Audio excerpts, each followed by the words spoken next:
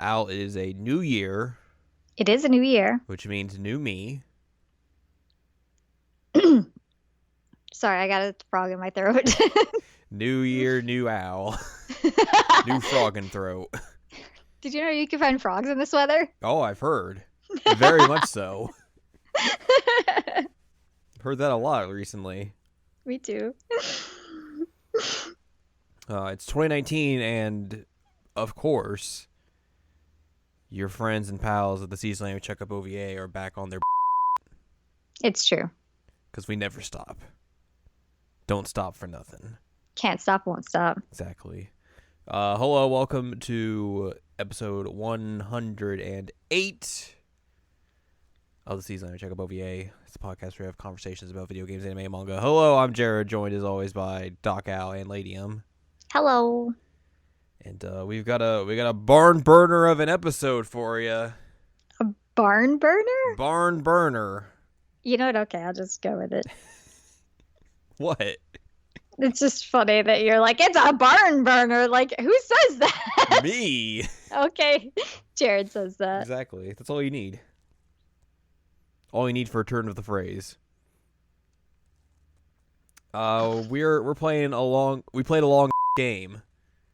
We did play a long game. I put like 70-something hours into it. I put like almost 60. You know, there's a trophy for putting 100 in, though. There is, yeah, but like didn't have time to do that. Yeah. Same. You got way more of those trophies than I did, I think, because you said that you had like 60%, and I had like almost 40. I got to play it more thoroughly than you did, though. It's true. I did like rush the back half of that game. Yeah. You want to tell them what game we're talking about?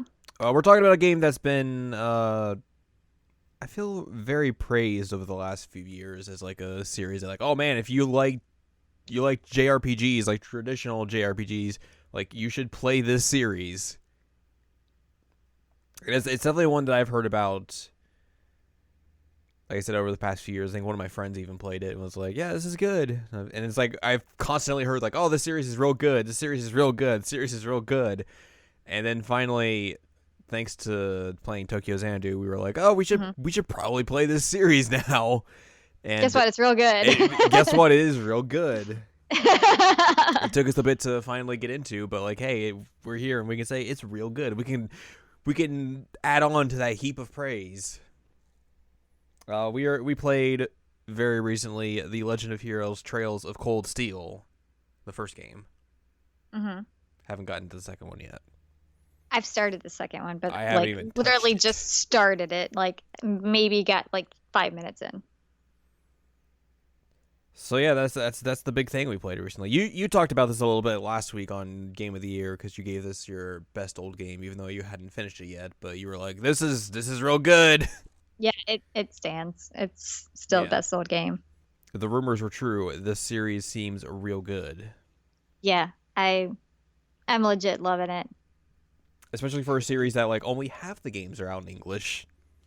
Yeah, so that's going to be a thing. And I'm definitely going to, even though like I'm playing them right now, I'm going to buy the new ones in hopes that they'll be like, oh, there's an interest in this. Maybe we should localize the other ones. I feel like the fact that they're putting out those re-releases, those PS4 re-releases, it seems like that's like indicative of like, hey, they're probably localizing the new ones.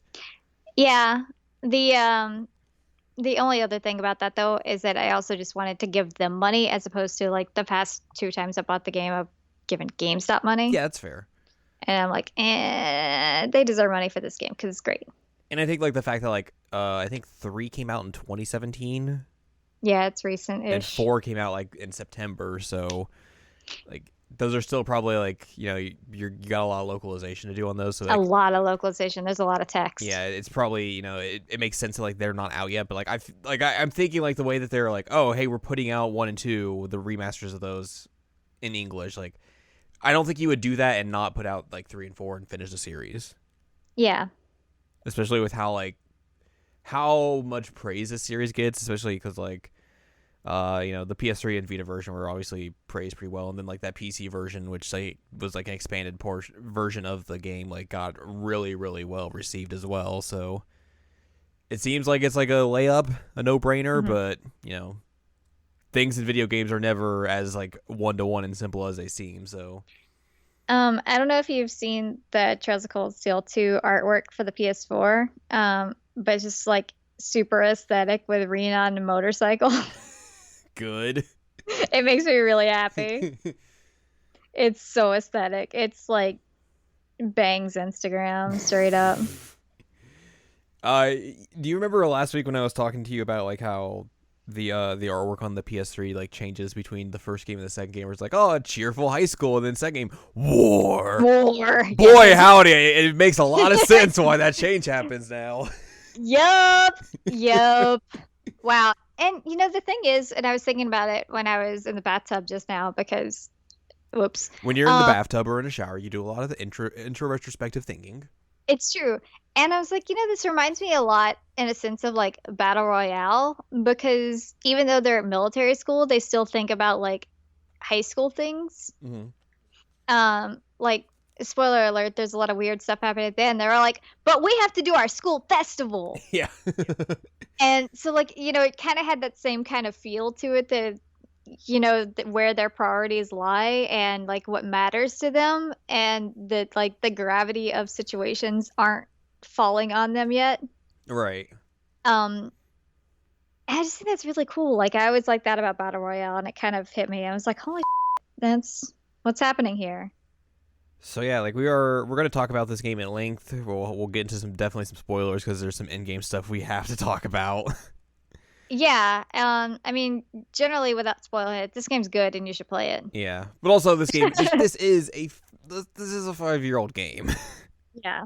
Well, I guess I mean, there it came out 3 years ago, or yeah, 3 years ago in North America. So it still has some age on it, but at the same time, like but given the fact that it's an older game, it still is really, really good. It does have some like frame rate issues and that kind of stuff, but like which I it, assumed like the PC and the PS4 version would alleviate. yeah.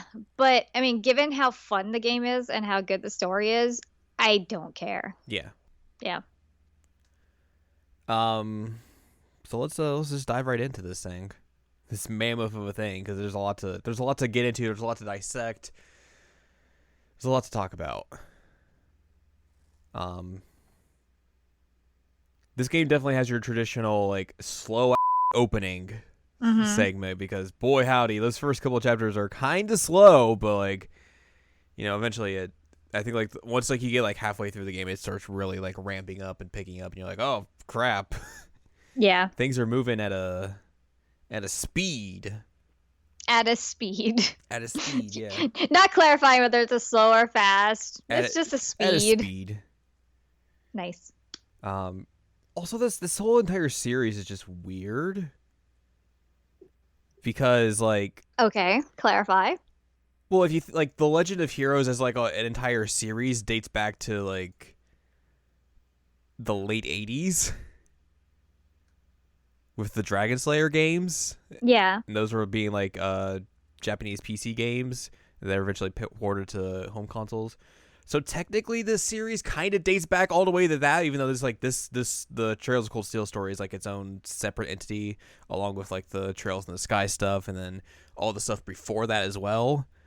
But like, it's just like if you think about it, like in terms of like just the broad scope of it, like this is such a like a huge, long-winded series that it seems like I think that's kind of like one of the reasons why people like kind of look at this game and think like it's impenetrable, along with the fact that like it's a huge JRPG and you're gonna put a ton of hours into it. But like if you like even know like a brief bit of like with these games, like do I have to play Trails in the Sky first in those few games? Do I have to play any other games before this first, or can I just jump into this? Which apparently I think this is kind of like a very soft like kind of reboot to like kind of push players into the series, which makes sense. But yeah, it's it's a little weird how like that this title the prefix is just goes all the way back almost 30 years. Yeah, and that was a little daunting because I was like, do I need to play those? But then it's also kind of like it kind of reminds you of Persona in the sense that like Shin Megami Tensei was way older than Persona was, and like it just stuck.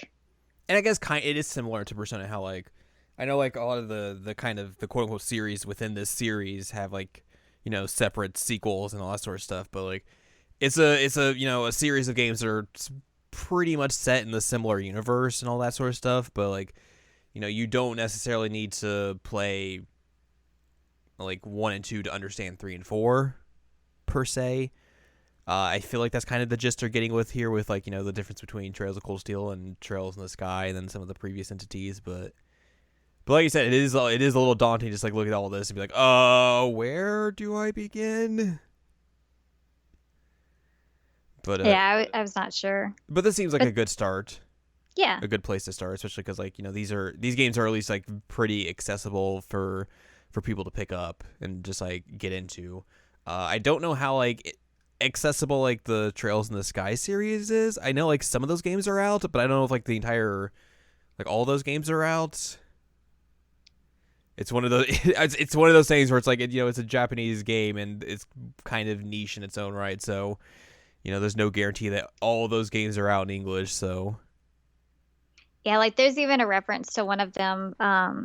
There's a quest that you can do with the vice principal yeah. where he loses his notebook and he has like a whole page of like a character from one of the previous games that wasn't released in English. Yeah. And you're like, who is this chick? Like, okay, dude, you have your thing, I guess. I don't Like, know. all right, sure. Which I guess like that's like the only thing you're gonna be missing out on is like kind of like references here and there. Yeah. At least that's what it seems like. But Also, it's just hilarious to me that Reen has to solve everybody's problems. he's trying his best to solve all the problems. All the problems. Anyone's got a problem, you call Reen. He's got it for you. I feel like if we sat here and talked about the entirety of the story, we would be here for like 3 hours. And you don't have that time. Oh. But essentially this entire thing is like, Reen, your protagonist, and a few of the other characters are like grouped into this like segmented class within the Thor's military academy. Class 7. And they're all like, why are we in this class? Why do we got weird jackets? What's Why do we going have on? red? Everybody else is green. Yeah. We're Christmas colors. Yeah. So they get like kind of like pushed into their own group, and it's like, oh, you're gonna be this experimental class and doing all this fun stuff, and also it's a class mixed with like nobles and commoners because there's a lot of class war within this game, which was very surprising. Yeah, same. Like I was not expecting that at all. And one thing I will say is that just like the fact that there's so much political commentary in this game made me so happy. Yeah, like it was one of those things I kind of just wasn't expecting, like just how much of like, this is going to be a game about class warfare, about a game about political ideologies, on top of it just being a JRPG. It's just like it's real heavy. Yeah, it's super heavy, but it's great. Like Yeah. it makes it feel like it has a lot more gravity to it than. I mean, like I'm all for,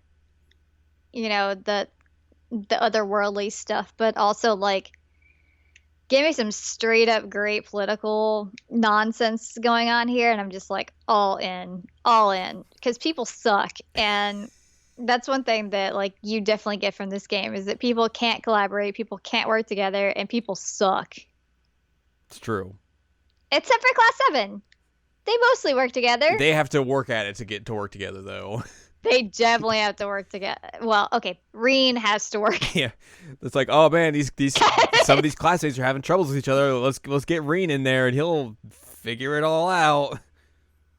And Elisa even like comments at one point. She's like, it's interesting that one person just keeps getting the short end of the stick on these class assignments. And man, calling them out. So at least they recognized that it was ridiculous. Yeah. But that kind of is like the main through point of like so you go on these like these field studies throughout like most of the game. It's like you going out to different parts of the country to see what's happening, in that part of the world, fix some problems here and there along the way, and also just like fix some classmate problems along the way. So like, one of the first ones you have to do is like repair your relationship with Elisa, because Mm-hmm. you find yourself in a compromising position on the first day, and it gets real awkward after that. Yeah, it's bad. She slaps you, Mm-hmm. which is dumb, but you have to fix that because she's very icy towards you for a while. Yeah. You get to end up fixing Eustace and Machias's relationship because they have the whole, as we've mentioned before, noble and commoner tensions between the two. Which Eustace is like highbrow noble guy. He's like, he's a son of like one of the dudes in the four great houses. The four great houses. And then Machias is like son of a dude who's just like a commoner who worked his way up through all the ranks to make himself into the governor, and also is just a dude who hates nobles. He hates nobles.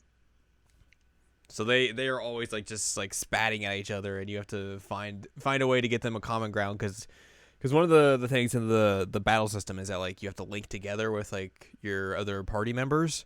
Mm-hmm. And early on they're like, yeah, we were trying to make a combat link and we can't do it because we just don't like each other, so you have to figure out a way to do that.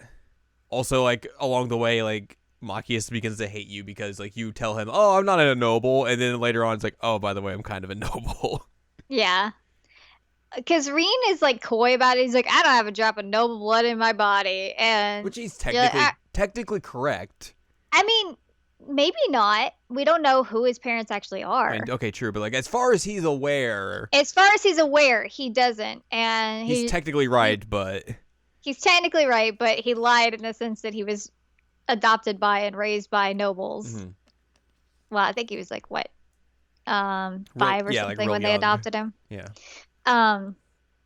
Which leads to some other issues later on, but we're going to talk about that a bit. Mm-hmm. But, so yeah, Machias is like, all right, you suck too. I don't like you. And you're like, oh man, dude, calm down. It's like, sorry.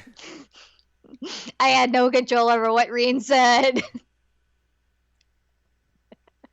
And I love that Reen just like decided to cover that up. He's like, I'm just not gonna tell people. It's the same thing of like Elisa coming in and be like, I'm Elisa R. R. That's it. R. I don't have an actual last name. Nope. It's just R. And that just gets hand waved away like real early on. Everyone's just like, whatever. It's a thing. But yeah, that was an interesting tension. But eventually they get to the point where they like each other and they just kind of like bust each other's all the time. Yeah, it's like that their friendly rivalry with each other. They're just gonna like just poke and pry each other the entire time, and that's just how they are. Way more fun. Yeah, way more fun than them being at each other. I feel like Elliot and Gaius are the only ones that like don't have a problem with you like throughout the entirety of the game. They're just like, we're cool with you. It's cool. Yeah, well, Gaius is also like the ultimate bro, and I love him. Yeah, like he's got the weird religion thing behind him, which is odd. But other than that, he's just like, all right, this is fine. You're a cool dude. I like you. I'm gonna paint, but there's nothing showing up on my canvas. And he's just such a nice guy. Yeah, he's like he's the outsider because he's like not from the country. He's from like a place a little outside of it. But like immediately he's just like, hey, cool. You guys seem all right. Yeah, him and Elliot are like, what up, dude? Let's be bros. Yep. And then Elliot's like this small redheaded boy who really likes music, and I tried very hard to date him and I failed. Very sad. I wanted to dance with him. And like half the game I was like, he's a traitor. Watch. You told me that he was a traitor because he had 2 first names. Yep. Look, Elliot, you cannot Elliot trust Craig. anyone with 2 first names. I mean, you also can't trust a man without a shirt, so. That's also true. Mm-hmm. Yeah, Elliot Craig is his name, I'm pretty sure, right? Yeah. Yeah, Elliot Craig. But yeah, like throughout these field studies, like you get to meet everybody's families, which is kind of cool, but also kind of interesting, like in the sense that you learn pretty quick that there are some weird dynamics. We were talking about that. It's like, most of the kids like it's like, oh well, one of the parents is dead, and then the surviving parent is either like super cold and just does not care at all about their kid, or is just like overtly loving. It's like it's one extreme or the other. Because like when you meet like when you go to like Elliot's hometown, he's like Mm-hmm. oh, His sister. you meet the sister and like he starts talking about his dad and you're like, oh man, this guy seems real rough. Like he seems like Yeah. super tough military dad. And then you go to the base to and he's there and he's like, He's like, Elliot, my boy. let me hug you in this big bear hug. And everyone's just Elliot's like, like, no, Dad, no. And you're like, oh my God, this gruff military man is like the cutest. everyone's looking around like, I think we kind of got the wrong idea from his stories. Well, and like he also has like this ridiculously tough like nickname. Mm-hmm. Like anybody who's anybody in this game has like a really big nickname that they're like, oh, this person is this, and they're really, really tough. Like the teacher has one, and the other teacher has one. The maid has one. This guy has one. Mm-hmm. Like everybody has just names that like if they show prowess in battle, they get one. Yeah, like you know, if you do cool shit, you get like a cool nickname. That's how it goes. Yeah, I want to be like that. So yeah, that's something that happens. Also, like a lot of the side characters you'll meet is like they have like, you know, something going on with them. Mm-hmm. So a lot of them you meet are just like kind of real suspicious, and you're just like, like Alyssa's maid that shows up. Oh yeah, very suspicious. Very suspicious. I still suspect something's going on with Eustace's brother. Yes. Yes, like there's something going on with him. Well, like I don't know what clearly it is, something's going on with him because, like, you know, obviously he tries to be nice to you, like, oh, I'm gonna be the nice person of this family, but like he's clearly hanging out with like the head of the nobles, who is like plotting this whole rebellion and all this stuff, and it's like, buddy, has like a rival airship thing that he's flying around in. Like, ugh, something's going on with that dude. But the maid is really suspect. What do you? Okay, so like the end of the game, they reveal kind of like Can I spoil? Are we in Spoilerville right now? We can kind of dip in and dip out here and there, but like they kind of reveal her true nature. Like they give you a tease of it, like a little like the chapter before, but like at the end they're like, this is who she is. Yeah. Do you think she was just like someone in one of the militaries, or was she like a Jaeger person? Because that's the one kind of differentiator that I'm not aware of. Because the teacher explicitly says like, oh, you were a part of like this organization, but like I don't know what that means. I do. Okay. It's neither of the two. Okay. Great. She's part of the organization that's basically pulling the strings behind everything. Okay, that makes sense. Like there's this shady organization that's like making all this chaos happen. So she's part of it, and then the Phantom Thief Blue Blanc is part of it. And the like the opera singer. And the opera singer, yes. So she's technically an enemy then? Yes. But they say that she's like an inactive.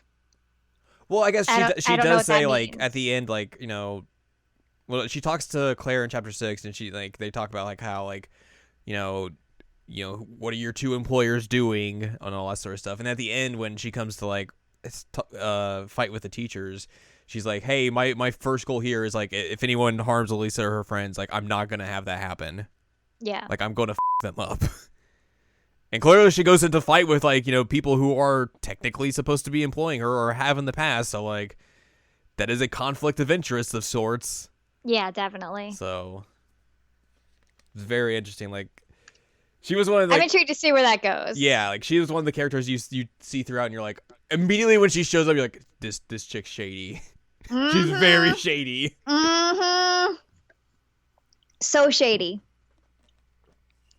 Like, every time she showed up, I'm like, I don't trust you. I don't trust you. I don't trust you. But Reen's like, I trust everybody. This is great. Because like you could technically kind of like I feel like fit. There's like 4 groups kind of like all moving around, moving pieces around in this entire world board, if you want to kind of put it to like that. Like you got like the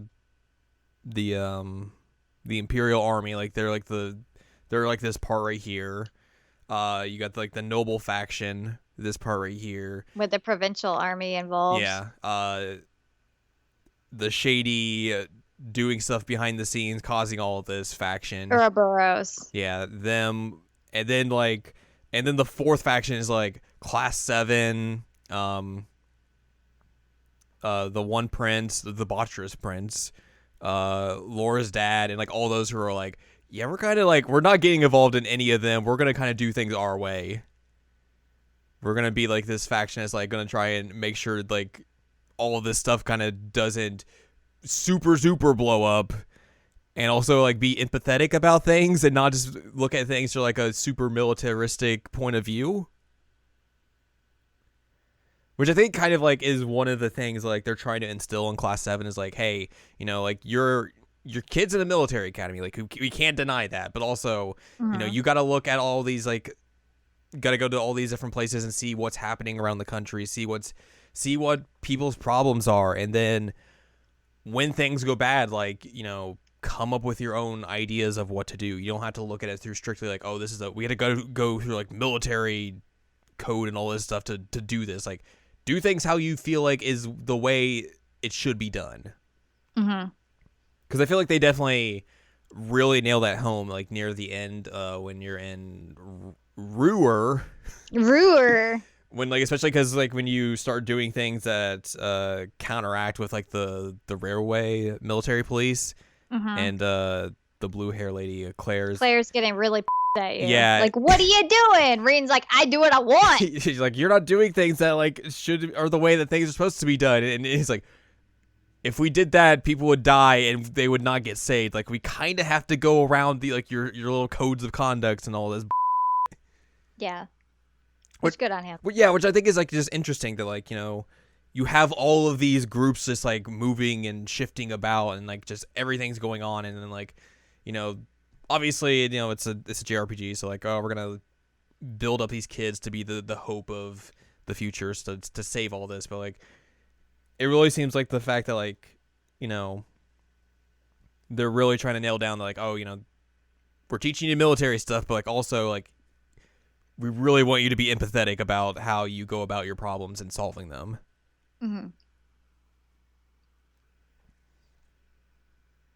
Which it's rad.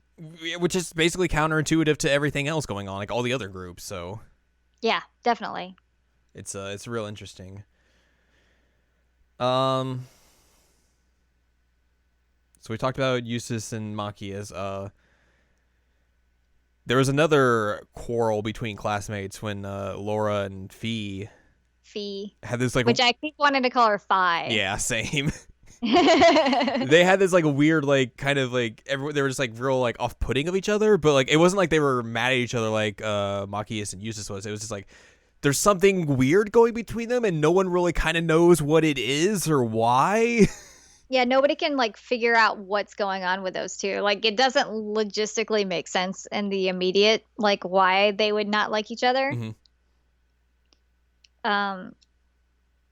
It was odd because it took them longer to make the link than it did Machias and Eustace. Yeah, Eustace. Especially because they're like Reen and everyone's talking about like, if they could get on the same page, they could just be like incredible. They'd be a killer team. Yeah, they would just kill it. And it's just like, and everyone's like around them is like, why aren't they getting on the same page? Like, they seem like it's not like they hate each other. They're cordial to each other. It's just like there's some weird thing that's like kind of between them that is causing this issue to happen, and we don't know what it is.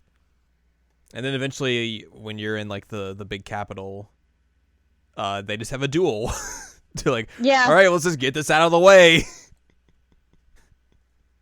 Which I thought was like a real interesting way of handling that. Yeah. Because I feel like the way Laura like talks about it, how like, she had been like ingrained since she was a child, like, all the Jaegers are terrible people. Like, they do fighting in a bad way. Like you can't really like trust them or anything like that.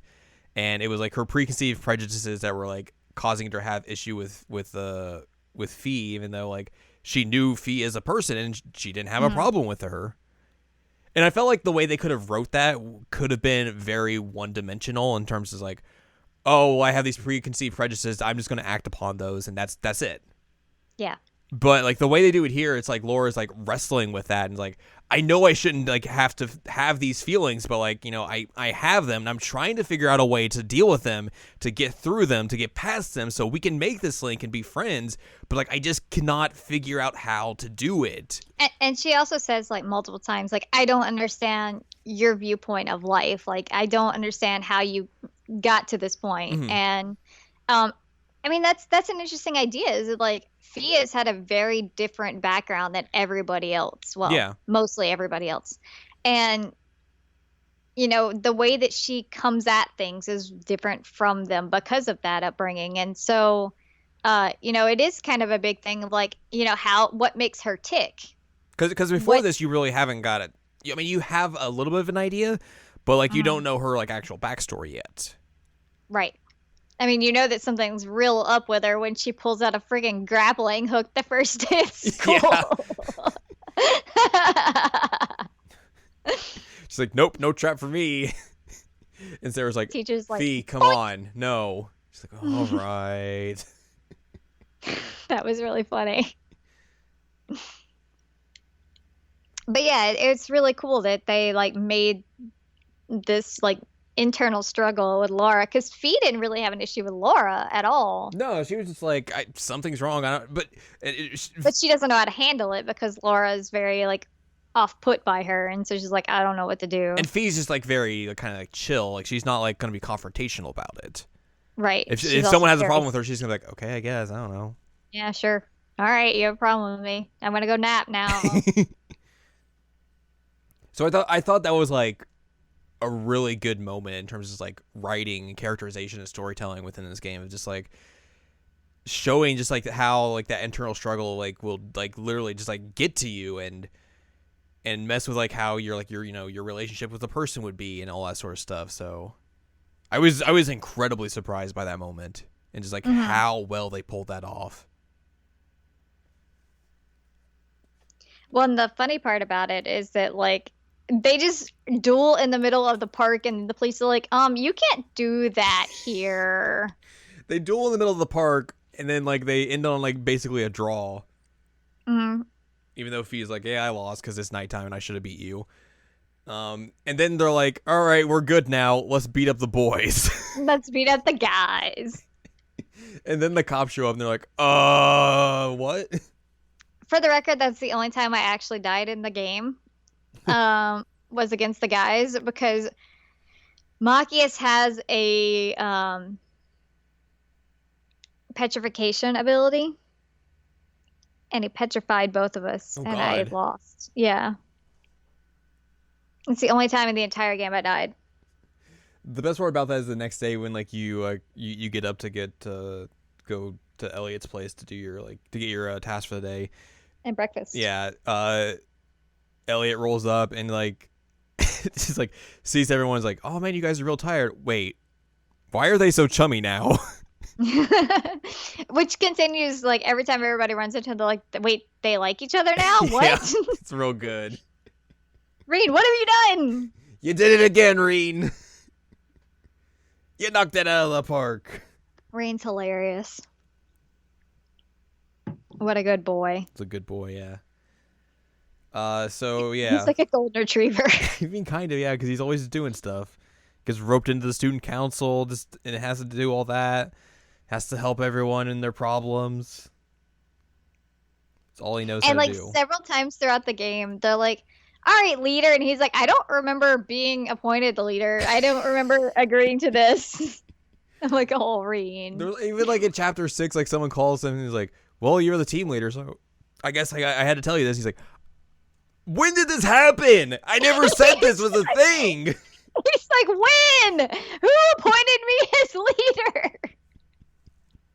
He gets so confused. Poor boy. He's sad. Oh. Eventually, you get some new classmates in class 7 because there was like 2 empty dorm rooms, and it's like, well, of course someone's gonna move in here. Yeah, it's such an awkward number then. Well, I mean, it's 2 Well, more, so yeah, but then like there's one desk that's like sitting in the oh back. yeah, you're not wrong then. Yeah, it's weird. So you get Crow, who is a second year, and Who you? apparently does, you've met him a few times Yeah, throughout the game. he's friends with Toa, George, and Angelica. Angelica. So like you've ran into him a few times. And And then you get Milliam, who's just like this child who you ran into a few times, and you're like, are you like a terrorist or something? which Crow is in your class because he doesn't have enough credits to graduate. And he was also a And, test subject of class 7 the previous year to see if it would work as like a class. So yep. And Milliam is basically put in there as a plant. yeah, Yeah, by the chancellor. the chancellor in like the intelligence division. Yeah, so that she can kind of like try and figure out what's going on. She's there to try and figure out what's going on, which they don't tell you about until the very end. The very end. But one of the other things they do tell you about is that she's there to look over the old schoolhouse, which is a thing that you've kind of been going in and out of throughout the entire game because like weird stuff just keeps happening in there Yep. for whatever reason. So that's one of your weird monthly duties is like, oh, go investigate the schoolhouse again because something probably changed in there. And so those are the 2 things she's like supposed to be there for. She's also like 2 years younger than everyone else, and also has like a robot with her. Yeah, I think her and Fi are like around the same age because Fi is also younger. They're both like the same height, so that would make sense. Well, Toa's also like really short, Toa's and just she's tiny. Huh? She's just tiny. She is tiny. I love her. Tiny school president / cousin teacher in the future. Cousin teacher in the future. Okay, so Because they literally Fi just use the same. was 15, 16. Reen was 17 and 18. And so Milliam, I'm pretty sure they say that she's like 13. 13. So Yeah. she's younger than even Fi. Yeah, she's 13, 14. So she's 13, 14. Fi is 15, 16. And then Reen is 17, 18. Which is pretty much like what the rest of them are. Yeah.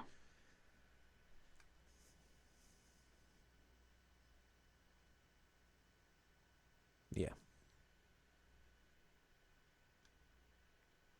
So there you go. You get 2 new classmates, and they get to fight with you.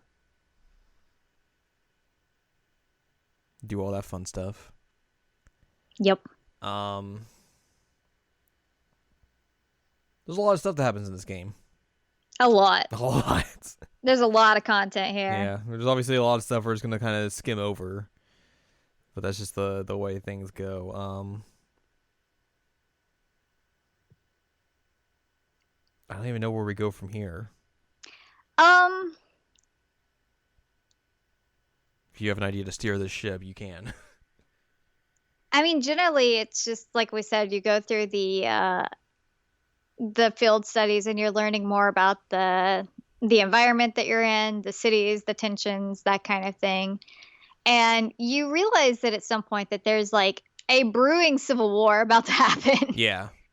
And that kind of becomes the crux of the story, which like heavy spoilers if you're If you're this point, yeah. If you want out, get out. We love you anyway, but get out. There's definitely a brewing civil war, and I realized that when the game was going on. I'm like, this is bad. This is not good. Crossbell ends up like declaring independence, and then everybody's like, who do you think you are, Crossbell? They literally all just do like dismissive jerk off motions to them, like, whatever. Yeah, basically. They're like, you can't go anywhere. And then they're like, oh, well, we're gonna freeze all your international accounts, and they're like, oh, yikes. Maybe they're actually serious about this. And then like all the while, there's been like this terrorist group that's just been going around doing stuff, and they're like, yeah, we want to kill the Chancellor. That's pretty much what we're going to do. And then you run into them a lot. So you obviously get kind of familiar with them. Like, they have like their ringleader is a dude just named C, and he wears like a big old like black getup with a mask and everything. So you don't really get to see who he is, and he has his cronies with him. Like they're all trying to like just make as much of a menace as they can. Like they steal they kidnap the princess and your sister at one point. Mm-hmm. They try to blow up the railway guns at like the fortress. No, they try to fire them. Oh yeah, they try and fire them at this big like inter-country conference that's going on. Yep. They're mega terrorists. They're bad. Mm-hmm. You have G, V, C, and S. Which S, it's like the one. There are two parts of this game that I find like questionable, and S is one of them because boobs don't work like that. It's real they egregious. Just don't. They look like somebody blew up water balloons and pasted them onto her chest. It's awful. God. But they're all terrorists, and you meet G relatively early on. Mm-hmm. But he's kind of like he's like the lower tier of the group. Yeah, he's gone by the time the game's over. Which, I mean, he does die off camera, so like there's no guarantee he's not like there's no guarantee he's show up dead, again because like they just say like, oh, he went there and died, like, so who knows? Because they literally do the same thing later on when like you're in the mines of Ruhr and you think like C and his cronies are in this airship that gets shot down, and you're like, oh, they're dead. That's it. Terrorists are done. And then nope.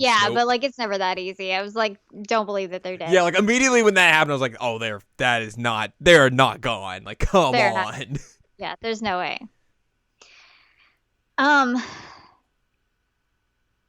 You also learn there's like the prince who's voiced by Matt Mercer. The debaucherous prince. The debaucherous prince. Like there's some weird stuff with like his political standing. Like he's a bastard. Mm-hmm. Is that right? I think so. And so like people are always like, oh, you're not real prince, you kind of suck. And so they're all weird about him, and then his younger brother is actually like the crown prince. Yeah, and also he's just like a dude who kind of just like goes off and does his own thing. He's very like, idealistic. Yeah. So like he does all this like non-princely thing, so like that kind of people off. Like play music and hit on Reen. Yeah. And girls. But also we find out that like he and basically everybody important that we met are like on the board of directors of your school and in charge of class 7. And he was like the one that came up with the idea. Yeah, he came up with the idea. So like he's like, F this like noble and common stuff. We're just gonna put y'all together. Mm-hmm.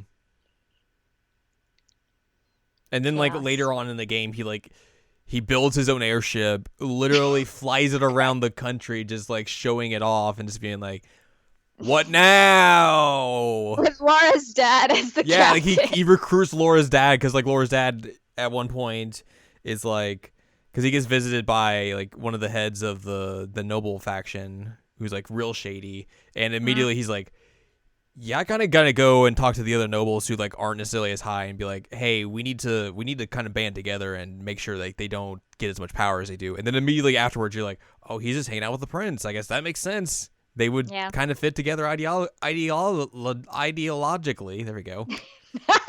Yeah, it totally makes sense. And it was hilarious because this game also has like dating mechanics, and so I was very much not trying to date his daughter, and so Reen's like, oh no, nothing's going on, because her dad's like, so I have a feeling Laura's more than a classmate to you, which she did the same thing with you, even though you were actually dating his daughter, but you were like, oh, awkward. No, just nah, what are you talking about, buddy? Everybody in this game is so interested in who Reen is boning. It's pretty true. Like, literally everybody's like, so who you boning, Reen? And he's like, what? No, nobody. What? Which, speaking of Reen's love life, we have to address it. It's gross. Yeah. Which I guess the good thing is that Reen doesn't notice it. Everyone else notices it but him, and there was like, oh my god, this guy. Yeah. So because they're like, oh, Reen's adopted, they make it so that his little sister Elise like has the super hots for him, which is gross. Yeah.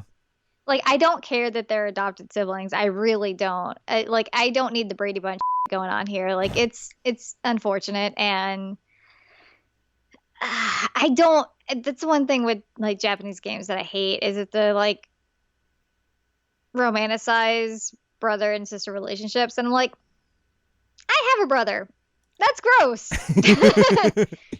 Like, I love my brother, not like that. I don't understand why Japan does that, but it's really, really unfortunate. It's like my number 2 thing about this game that I don't like. The S's boobs and this. Yeah, it's real unfortunate. Yeah, it's weird. And like I said, I guess the positive is that Reen doesn't like reciprocate it, but also he doesn't notice it. Yeah. But it's still creepy as heck. Blech. Although he was like big bro in her for a bit, like he stood in between her and Patrick. It was like, nope. Not yet, buddy.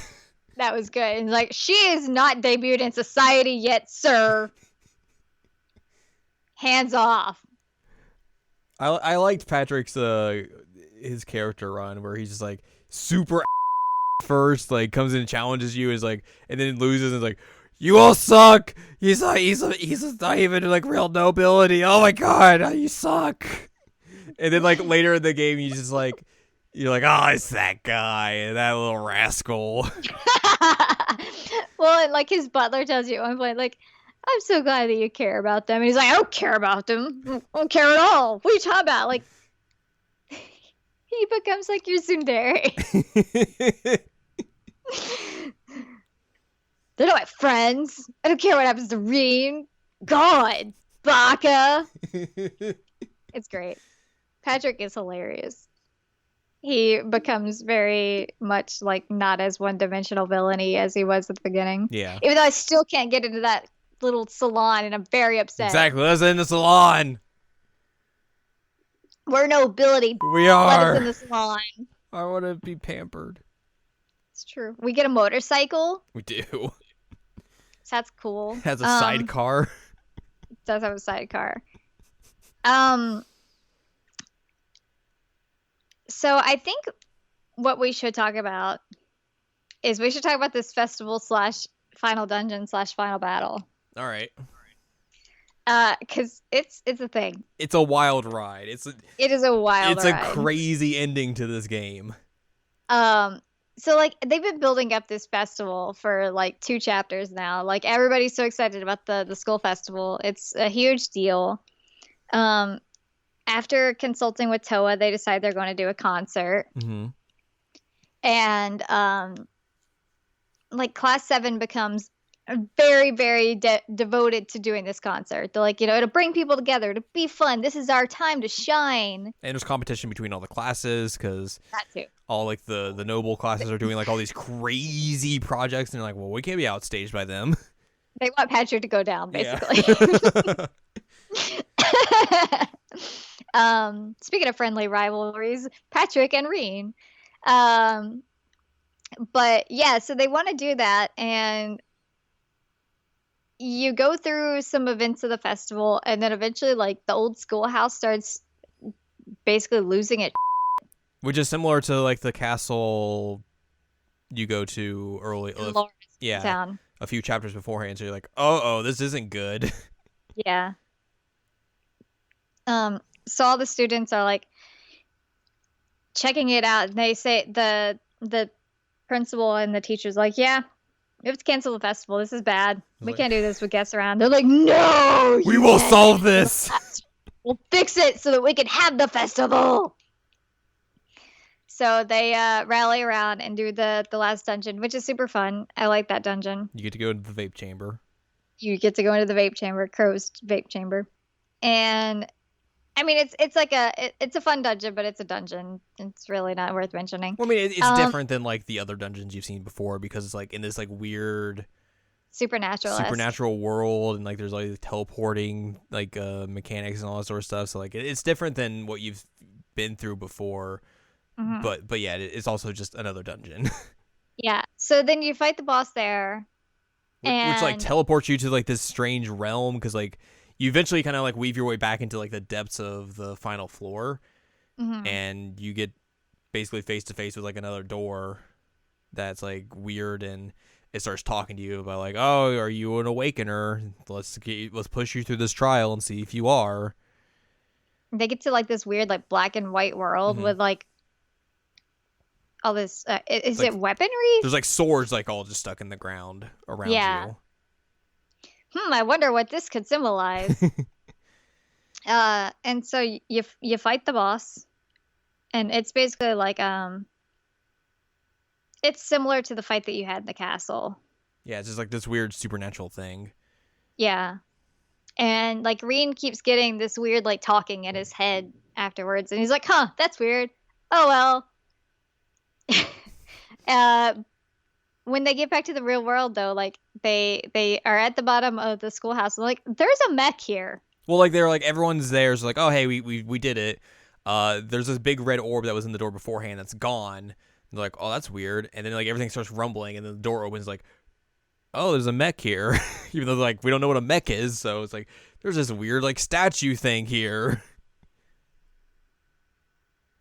Which is funny because like right before I did the final dungeon, I was like, oh, so is this like the be all end all of the game? And you're like, no, this is the final dungeon, but not the final boss. You are going to love the final boss. I was like, okay, cool. So yeah, they find a mech, and they're basically all just like, what on earth is this? We have never seen anything like this in our lives. Like, I don't know. And then they're like, oh, okay, yeah, you get to the festival's still on, so you get to do all that stuff. Which Sarah trolls. She does. She's like, no, you can't do it. You can't do it tomorrow. And they're like, what? No, but we did it. We succeeded. She's like, yeah, that's because it's today. And they're all like, it's after oh midnight. my God, we hate you. Get out of here.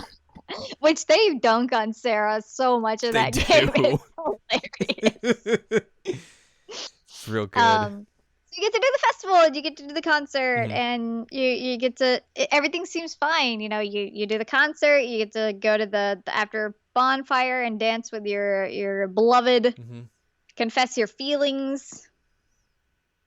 Unless you're Emma, in which case, like, it's just weird. And she's like, someday I'll tell you about my powers, but not today. I'm like, what? So Alyssa's was much better for me. Elisa, I still can't say her name right. But she's who I stuck to with my New Game Plus. So that should carry over. You went with Laura. And everything's honky-dory, right? Yeah, right? Totally. Right? You're just like chilling there, talking to your sister, and Claire comes up and is like, yeah, what's up? I was a student here once. Ring, ring. Oh, hey, hello. Oh. I'll get back. We gotta go. And then everybody big leaves immediately. Which they're immediately like once class 7 gets back together, like, yeah, I've never seen my parent like that. Like they got word, and then like their entire expression just changed. Yeah. And then basically the principal shows up and is like, hey, congratulations on the festival. It's over. By the way, we got some bad news. So they basically get word that like the fortress that's like been one of the strongholds of the entire country has literally just been obliterated. Like it basically became like a weird black hole that it's just gone. It was like, yeah, like there's just a hole through all of it. It's like people are like, oh God, like what caused this? We've never seen weaponry do that before, which is interesting because like throughout the entirety of the game, they're talking about how this fortress is like, is a real show of power. It's a deterrent against anything Mm-hmm. bad happening. Like those Mm-hmm. huge rail guns are just like there is like, hey, you want to with us? We will literally destroy you. These are weapons of mass destruction. And then you get to Mm-hmm. the end of the game and like, oh, by the way, that fortress is gone, Gone. obliterated, and you're like, oh god, like what the happened? Somehow the other teacher survived. I'm not sure how, but he did. Well, it didn't like take out the entirety of that fortress. Like there Yeah, are I parts just of it thought that he still. would die. Yeah. He didn't. So basically, like after that, a few days pass, and it's like everyone's just like real on edge, and tensions are just everywhere. And the chancellor's gonna make an address. The chancellor's gonna make an address. Everyone in the class is there. Well, most of everyone in the class is Most there. everyone's there. So like before the chancellor goes and gives his address, like you have to go find the other two missing members, which is Milliam and Crow. You eventually find Milliam down in the old schoolhouse looking at the mech. Checking out the mech. And she's like, yeah, this is real cool looking. By the way, this was part of my mission was to watch over this schoolhouse, so I guess this is why Gramps wanted me to look after it, because this was here. And then I was supposed to do something else, but like that kind of just got sidetracked. So you round up her, and then eventually you try and find Crow, and you go back to the dorm, and Sharon's like, he was here and he left. I don't know. And then you go in his room, and it's like, huh? It's like clean. Maybe, was it always this empty? Yeah. You basically you go back to the school, and Patrick shows up. He's like, you're like, hey, did you not decide to go home? And he's like, no, just staying here, I guess. And you're like, oh, have you seen Crow, by the way? He's like, yeah, he was at the station. He was talking about going to go see the chancellor's address. Like, I realize it's not that far, but that's kind of a weird thing. You could just watch it with us. Yeah. Or listen to it on the radio. And then immediately, like once you get that, it's like, that's not right. Yeah. Something's wrong here. So I was telling you earlier, because this is when you realized it. I suspected him earlier.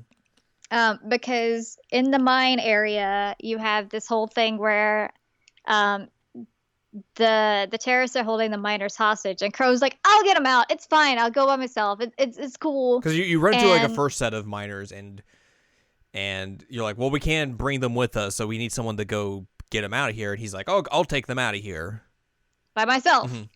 Yes, and then like in the middle of everything, you hear an explosion, and then Crow calls. He's like, "Oh man, there was a cave in, and I can't get back. I'll find another way around. It'll be all right." And then like C shows up, and I started suspecting him. Then I was like, "Oh, C, Well, Crow." I think for me, like, because obviously I had to kind of rush through the end of it, so. It.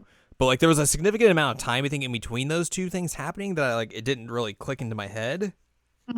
But like here, it was like everything pieced together. I was like, why would he go there? Like, there's no reason for him to go there unless he's gonna do something real bad.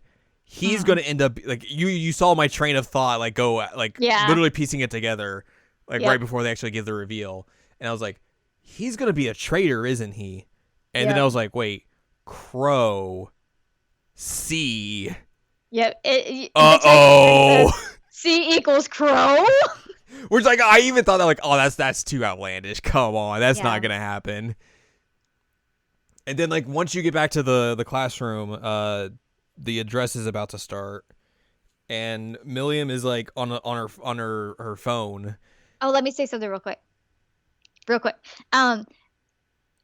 They did throw me off though, because of the whole like airship explosion and him talking beforehand. I didn't know how he pulled that off. So I'm like, maybe it's not. Yeah. Like I suspected him, then I stopped suspecting him, then I'm back to suspecting him now, and then Milliam gets a phone call. So she's like calling someone. She's like, "Yep, no answer. Guess it's just as we expected. We've been trying to figure out who C is because we had no idea who it was, and everything kept pointing back that he had ties to the academy." Yeah. And that led us down to one suspect, and that was Crow. And it's like, everyone's like, what the fuck? What the And they're all like trying to piece together like, well, it could be him because he was with us when we were at the base, and clearly he was talking through the intercom of the airship. And then Sarah's like, he could have just had it as a pre-recorded message like, dang it, that is not a plot hole we couldn't figure out. It's gotta be him then. So you gather all together to listen to the speech, and like you hear Misty, the radio announcer, who's also like the opera singer, show up, and Emma's like, "What the? Why is she there?" And everyone's just like, "What? It's just Misty. You know She's her? the radio announcer. What are you talking She's about?" fine. Yeah, everything's cool. And she's like, "Oh." Yeah, she's really She not got real happy. shook.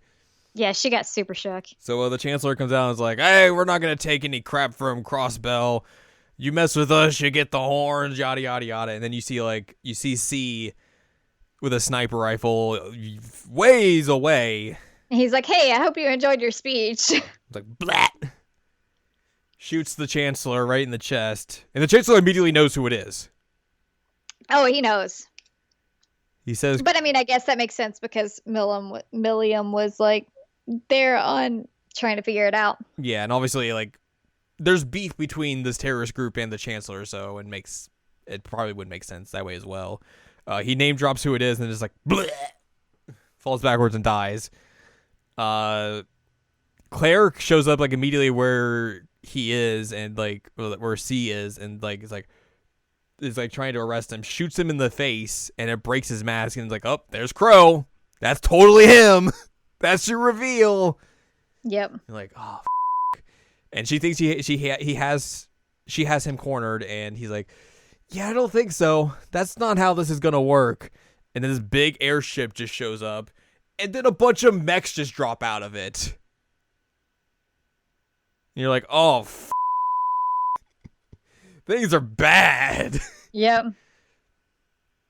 So this terrorist group has basically taken over the capital and occupied it, and everyone's just like, "What?" Also, the opera lady just does some like weird magical incantation to show everyone what's happening, give them fake TVs, and Emma's like, Yeah, she's so upset.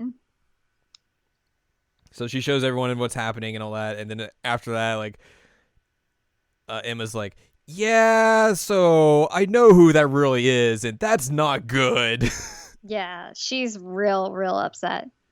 Where she said something like that, she's like kind of like a sister to her. So obviously, like Emma was one of like those strangest characters because like she's very much hiding something throughout the entirety of the game. She knows the cat that's very shifty as well, and it's clear that she knows magic, like legitimate magic, not like arts or anything like that. She can do magic, but she doesn't tell anyone. She doesn't let anyone know about that.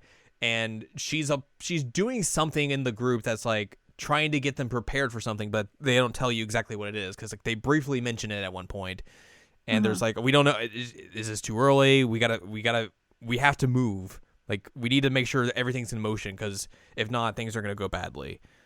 So yeah, she basically drops like, "Oh, this is like a sister to me" or something. So who knows exactly what that exactly is going to entail because they really don't super go into that because things go to real quickly after this as well. Oh boy.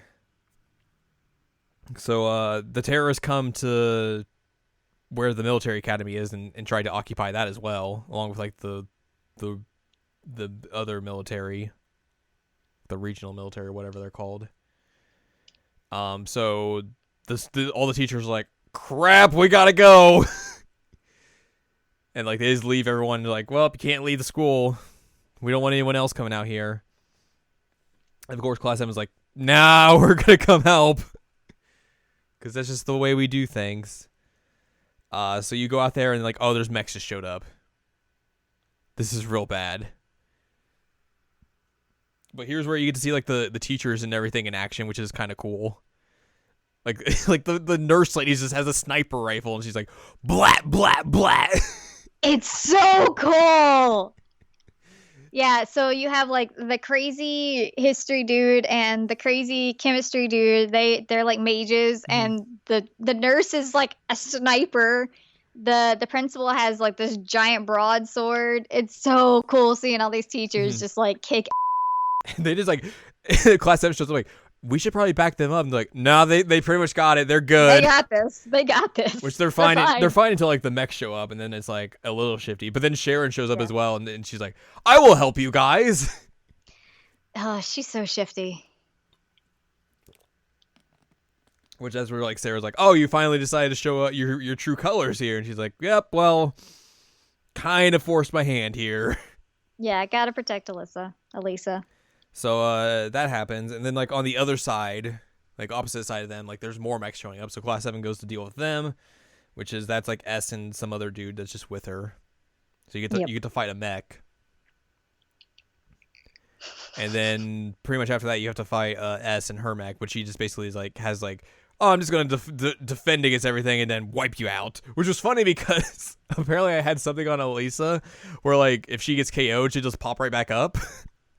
Yep. So like she gets hit with that and just pops back up, and then she gets hit with it again, pops back up, and it gets hit with like a third time. I had that happen too. It was so funny. I'm like, And then she finally dies. Like, oh, okay. The game's like, we're gonna come on, get out of here. And then here's where gets real cool.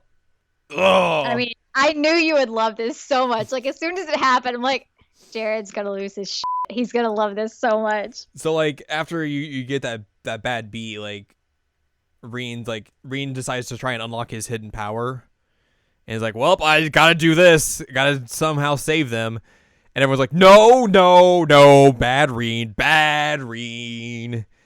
And he's like, I gotta do something, else we're all gonna die here. And then like he hears his voice and is like, hey, you want some cool power? We can give you some cool power. And like it becomes Persona for like a hot second. Yep. It's like just like, hey, you know the word to say, just yell this out and I'll be there for you. You know my name. Because like you see this name pop up once you defeat like the old schoolhouse final dungeon. And he yells out that name, and then the mech that was there just activates and shows up. And you're like, yeah! Yeah, you get a mech. You get a mech! Holy Range is like, all right, cool, I'm in this mech with a cat.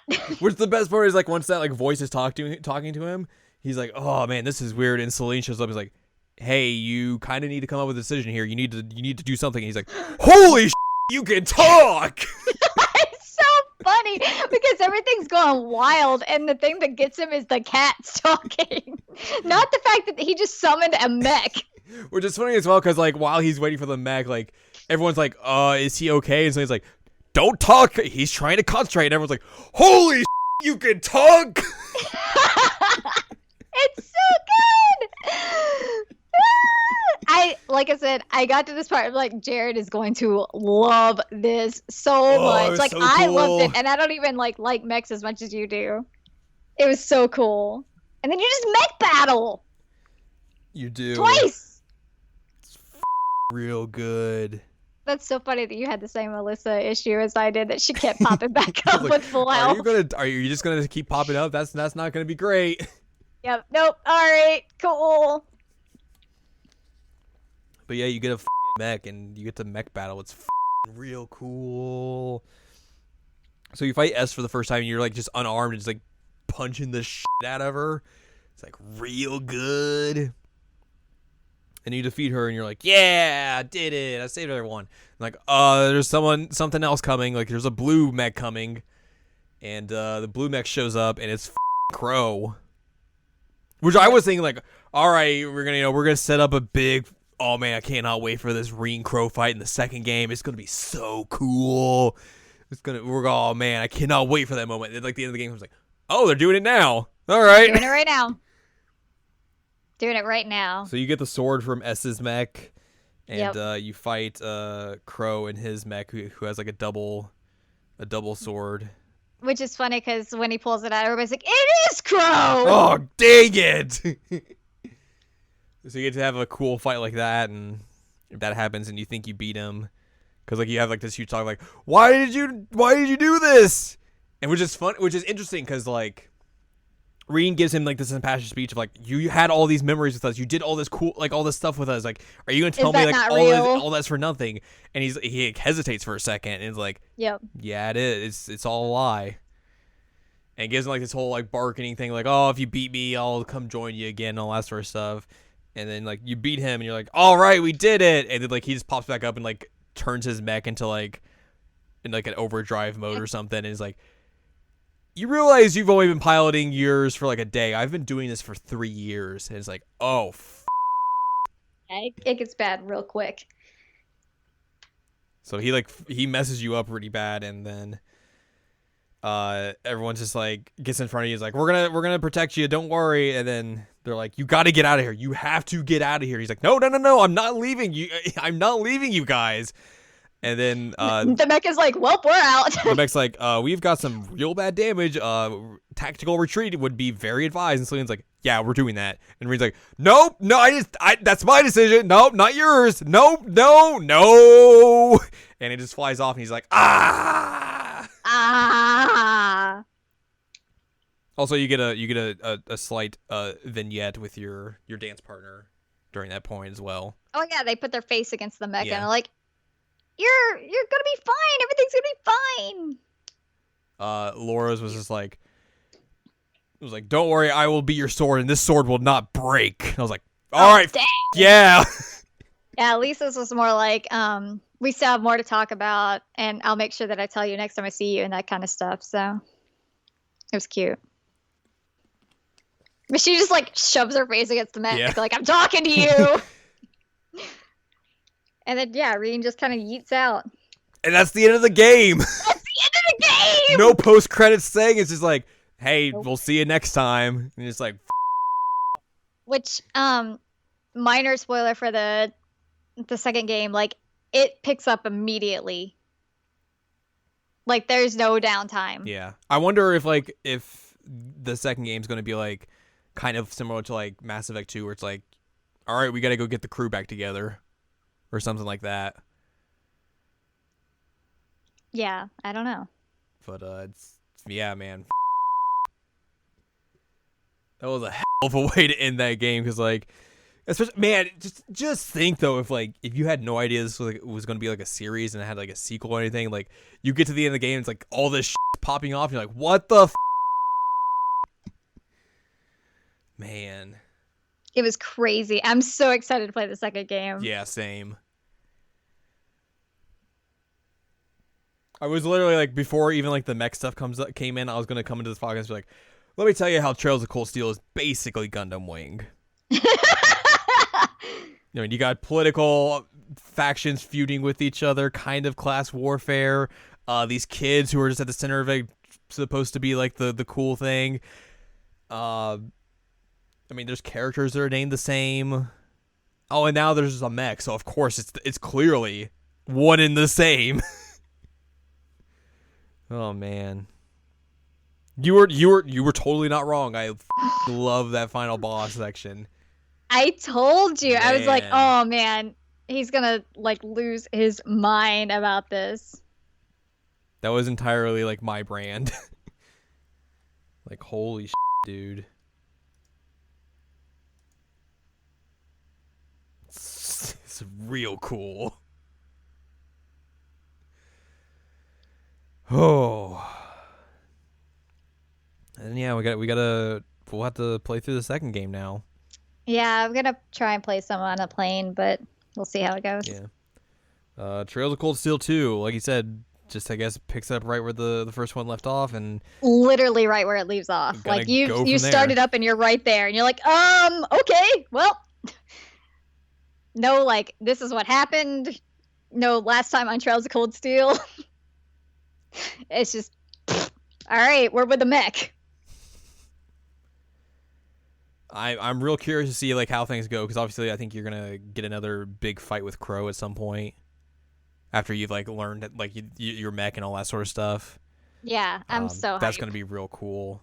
And then just like all the crazy shit is gonna be surrounding the Civil War and everything, like, because obviously like how are you gonna have like I wonder how they're even gonna like structure the sequel, because like it's not like you're gonna be able to go and do field studies again. I don't know. Like, I'm really interested to see how it's going to work, because, like, I know that I booted up and I'm already, like, level 40, but I don't know if they're going to, like, take that away from me, or if we're just going to go from level 40, or how that works. I bet it'll be something to take away from you. Like, it'll be kind of like how the beginning of this game was, where it was, like, it gave you that section from Chapter 5, and you were, like, level 50 at that point. Yeah. So I bet it's kind of similar to that. But you do get some extra bonus perks if you transfer your save data in, so that's cool. Yeah. But yeah, I'm real intrigued to see how it's gonna how it's gonna be, and I'm stoked to play the second one because this game was so fun. Hmm. I kind of like went ham and playing it and did a whole lot of crazy stuff. You did. Yep. So yeah, like it was real good. Also, like, hey, a real good way to do a betrayal story. I mean, Imagine that. yeah, A game with social elements doing a good betrayal. yeah. Yeah, wow. Who would have You'll thought? never see it coming. Truly. Yeah, it was a really good betrayal because I actually cared about Crow. Like I thought Same, he was a like, good character. Like you And had it that was moment fun. at the after party of the festival, and I was like, oh man, this is real sad. The whole thing with like the Bank of Reen and the Yeah. interest rates was so funny, and I wanted to send it to you so bad, but I couldn't. And then like you But get that he's like, it has oh, high rates of interest. and then that betrayal happens such like a gut punch. You're like, man. Well, and then Reen saying like, was all that fake? And he hesitates. And you're Yeah. like, oh, no! Crow. Maybe he's redeemable. I mean, it wouldn't be surprising. Yeah, and just that hesitation, it was literally a gut punch for me. It was like, oh, he feels things. It was great. It was really great. Yeah. But yeah, that whole scene at the after party was like, oh, oh. But yeah, really good betrayal. Really good. Mm-hmm. They got me. Yeah. And like I said, I actually gave a shit that I was betrayed. Like, yeah, exactly. like, man, we were bros, man. What the heck? So yeah. Like I said, a good way to do a betrayal. It's like it's not it's not that hard, but apparently you can easily mess it up. Easily. Also, just as a fun side note, the music in this is great. Yeah. The festival music is hilarious because like it's not at all what they're performing. But the outfits are wonderful. You have the Rejected Prince outfits for the boys, and in your case, Rejected Prince outfit with the bear on your shoulder. That's right. Yep. Better get that bear back. Bear life. I have to make sure all the DLCs downloaded for that. Oh yeah, you're not wrong. Mm-hmm. So we did it. We did it. We through Trails of Cold Steel 1. Now we just gotta get through 2, and then we'll just be stuck. Yeah, it gets the Jared and Alice seal of approval. Yeah, totally. Like I completely understand why people were so like, yeah, these games are real great. Like obviously it's a time sink, but like these, if you want to play a good one of these games, you gotta play this. And it's like, yeah, totally. 100%. Yeah, I mean, I'm really glad that we played Tokyo Xanadu. So then, like, we got to play this. It's awesome. It's a good sequence of events here for us, and it's kind of funny because we played Xanadu in like what, January or February of 2018, and now like January, February of 2019, we're gonna be playing the second Trails of Cold Steel. Yeah. So, whoops. Also playing this, like you can really tell like the DNA of Xanadu is like it's literally just this. Oh yeah, it's definitely there. Like, you were telling me that you recognize the whack-a-mole game. Like, yep, Yeah. the fishing mechanics are there. I love the fishing mechanics in this game. You have a lot of the same stuff, but that's fine. Like, the notebook thing is there, and a lot of those mechanics are great. They work really well. So Yeah. why mix it up? But the games themselves are enough different that it doesn't feel like you're playing a carbon copy. Yeah, totally. And I think that was important Mhm. because they do have a lot of the same stuff, but they're not the same game, and that's good. Oh, It good Yeah. game. Definitely, this is definitely something you should definitely check out. Like, it's a good because there's a lot of various avenues that you can pick it up. It's on PS3 and Vita. It's still kind of expensive though for those, so Yeah. it's a little wary. It's on PC, which the PC version has more features in it. Like, there's actually more voiceover stuff in there. So if you're curious about that, like. Which you get that with the PS4 version Yeah, too. like those are going to be kind of similar, but and the PS4 version is coming out relatively soon. I'm not exactly sure like on the exact date on that, but it is like keep talking and I'll let you know. It's sometime within like the first few months of the game of the year, and I think like it and the second game are kind of like out relatively similar, or like even on the same day, maybe. I don't know. It's one Not of the those two. same day. But like they're out. They're February 12th is the first one, so okay. February 12th of this year, and then Cold Steel 2 is March 19th of this year. Okay, so a month apart. So within a month of each, yeah. Yeah, but first 3 months of the year, those two will be out for PS4. So like I said, you have multiple avenues to pick this up if you want to pick it up on PS3, Vita, or get the expanded version on PC or PS4. So yes, play this game. definitely, it's good. yeah, definitely good ways to play it, and definitely a thing you should definitely play. Definitely. Definitely mechs. Mechs. Who would have expected mechs? Right? Nobody expects the mechs. It's like the Spanish Inquisition. It's real good. Anyway, the first podcast episode of this year. Yay, we did it. We did. Oh, crap. I forgot it's 2019 now. Yeah, that's true. Whew. We did it. We survived. 2018, barely, but we survived it. We did. Now we just got to get through this year. All right. What a good way to start this year, though, for the podcast. Yeah, no kidding. What a good game. Oh, man. So if you would like more from us, go to seasonalcheckup.com or sac.cool, where you can find past episodes of this podcast and other podcasts like Seasonally Checkup and Jared and I Watch. You can also find columns and reviews on the site as well. If you want more from Ann Ladium, go to annladium.com. She's got columns and reviews. Like all of our Game of the Year write-ups are on our respected sites, so you can check those out. Mm-hmm. You can follow us on Twitter, twitter.com/animecheckup. That's where we do Twitter, and you can support us on Patreon, patreon.com/SACOVA. If you're so inclined to do so. Next week, we'll do something, because we don't know what. Yeah. But we'll figure it out. Yeah. But until then, just take 60 to 80 hours of your life away and play this game. Yes, do it.